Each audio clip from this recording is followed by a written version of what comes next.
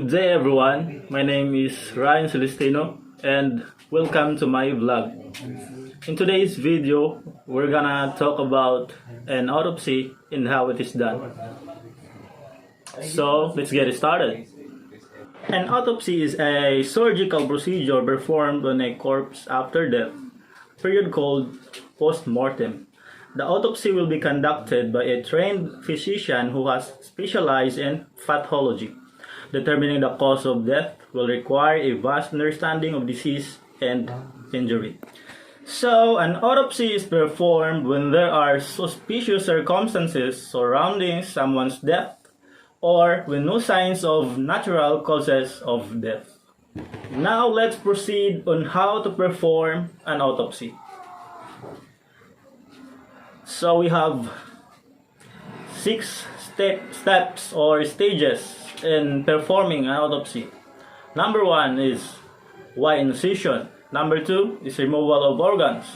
Number 3, stomach contents. Number 4, sample collection. Number 5, head and brain examination. And number 6 is the conclusion. Now let's begin first with Y incision. The Y incision is the procedure used by the pathologist to open up the breastplate of the deceased and gain access to the body's major organs, heart, lungs, liver, stomach, spleen, etc. This incision is so called because it resembles the shape of the letter Y and is cut from either shoulder to the lower end of the sternum and then downwards in a straight line over the abdomen to the pubis. After Y incision has been made, so the second step is the removal of organs. This is done because certain types of illness can cause a reduction or increase in the weight of organs such as the heart and or the lungs. Most times when remove these organs, I remove one unit, but sometimes depending on trauma to the body, I remove in a specific sequence blood samples and taking samples for DNA testing, as and when necessary but not necessary in all autopsies, and toxicological tests are carried out on the heart for signs of poisoning if no physical injuries have manifested themselves. The third and fourth step is the stomach contents and sample collection. After this, the abdomen is examined and tissue samples taken for analysis, and the contents of the stomach are examined. Examining the contents of the stomach can determine whether the victim last had a meal and also what that meal consisted of. This is vitally important of determining time of death. It's a major factor. As with anything we eat, the body takes time to digest it, removing valuable nutrients and energy producing elements, and this takes time moving through the digestive tract. Meals that are partially digested, completely digested, or not digested at all can all lead to time frames being adapted for the time of death. Samples of bile from the gall, death.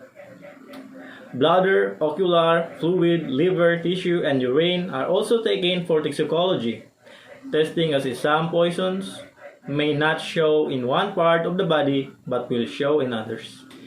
Once these procedures have been completed, the pathologist will then now go to the step 5, which is the head and brain examination. The first thing they will do is look for signs for head injury, which should have been visible during both external examinations. Sometimes, however, head trauma can be visible simply by sight alone. The pathologist makes a triangular incision across the top of the scalp to reveal the brain and first of all examines it inside the head. Then Once this has been completed satisfactorily, the brain is removed for more thorough inspection and also for tissue samples to be taken.